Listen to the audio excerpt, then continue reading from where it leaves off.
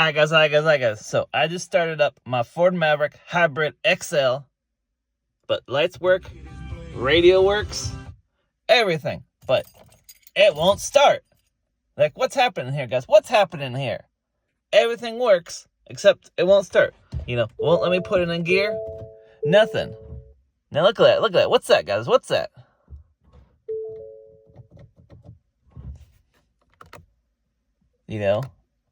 Anyway, guys, could someone please help me out with this? I'd really appreciate it.